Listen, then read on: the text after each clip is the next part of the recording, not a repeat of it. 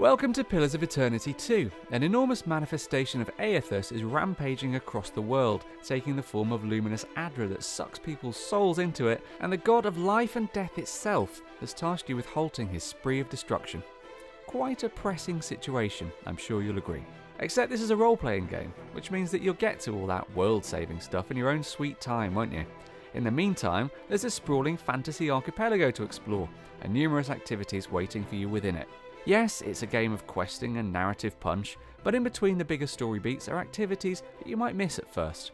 So let us be your virtual travel brochure and show you 7 things you simply must do in Pillars of Eternity 2 Deadfire.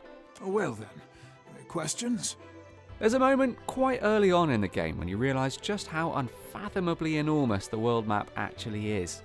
It comes when you first set sail on your newly crewed ship and the game gives you the freedom to head off in any direction. You look at the world map, realise that you're an insignificant speck floating upon miles of undiscovered ocean, and have to take a second to steady yourself. Don't be daunted though, all that ocean is just a stage for you to live out your pirate fantasies on, and hunting for treasure is number 1 on any pirate's list of priorities. Keep an eye out for oddities on the horizon like shipwrecks, floating flotsam and jetsam, or anything else that your eyes alert you to. You'll find supplies and bounty just floating around, waiting to be commandeered. Get lucky and you might even uncover a coral reef which boosts your crew's experience, or the chance to go whaling.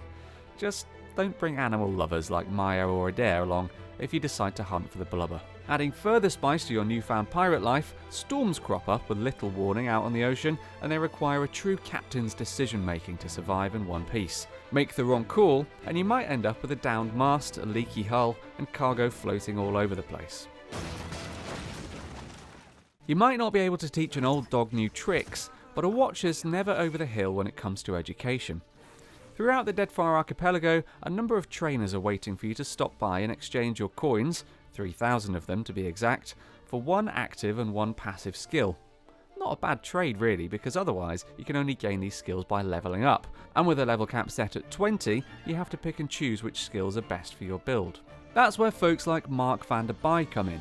He's waiting at the Sacred Stair on Nekataka Island, ready to give you +1 religion and alchemy.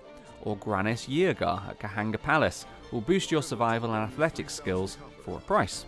There are trainers all over the archipelago in fact, so the only thing stopping your watcher from bettering themselves is the amount of coin they're carrying. Speaking of which... Lovely. As in life, it's amazing how many ways there are to spend your money and leave yourself destitute in Pillars of Eternity 2. One minute you're shooting the breeze with a chatty Valian merchant, the next your whole party's shod in fancy capes, and you don't even have enough gold to buy 1 mariner's porridge. But of all the ways to enjoy a little spending spree, or absolutely bankrupt yourself as the case may be, one of the most interesting is visiting the Deck of Many Things. Added to the game in an update, this vessel sails around the Deadfire Archipelago, bursting from stern to bow with devilish new items. Some are incredibly powerful, but this being Pillars, that power often comes at an equally great cost somewhere else on your character sheet. You can really specialise your party by dropping some coin here though, so we heartily recommend dropping Captain Theonic a visit when you're next cruising the waves. Please come below, my new friends, and explore what the deck offers. The Deadfire Archipelago is alive with wildlife, and not all of it auto-pauses when you come across it. Some animals are so friendly in fact that they'll gladly join you on all your dangerous adventures, giving you 1 party-wide bonus and another applied only to the player character. Pets then are worth having. Atlas the Labrador grants bonuses to perception and ranged accuracy for example, while this lovely desert worm hatchling brings +5 to all defences against ground attacks to the table. You can recruit a real menagerie if you scout the lands too. Dogs, cats, pigeons, bear cubs, worms, flame naga hatchlings and more are all recruitable as pets, and whether you're serious about stacking your stats or simply in it for the doggos, it's a rewarding pastime sharing your journey with an animal or two.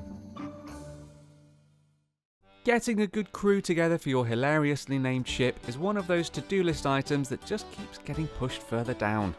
Every time someone accosts you in a tavern and tells you about an amazing sword they left somewhere perilous, every time Aethys destroys another settlement, you temporarily forget that your bosun is terrible, your cook can't cook, and your deckhand is impulsive and rowdy. Fortunately, there are highly qualified replacements for your scurvy band of crewmates dotted all over Pillars of Eternity 2, and in that process of exploring its many islands, you'll find someone with at least the seasoned trait in each crew discipline. In many cases, you'll even find an expert. Crewmen gain levels in these traits as they work, so by recruiting skilled workers in the first place, you'll have a crew of master sailors on your hands in no time. Why bother? Experienced crewmen give you all sorts of bonuses like greater cannon accuracy, faster movement on the world map, and better effects from food and drink. Naval combat might be a bit scary at first when your ship's sailing around without any upgrades and you're getting by with only a couple of cannons, but once you've sunk some coin into it, you can quickly transition from a minnow of the high seas to an apex predator. Yeah, you're all over me 20 hours ago, unidentified vessel, but my how the tables have turned. Successful naval combat yields plenty of benefits. For starters, it's great for crew morale, as long as you don't take too many losses in the process.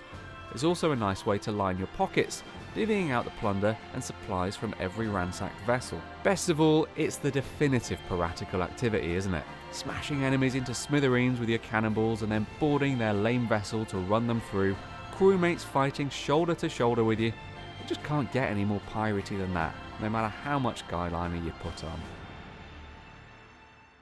A good captain goes down with their ship.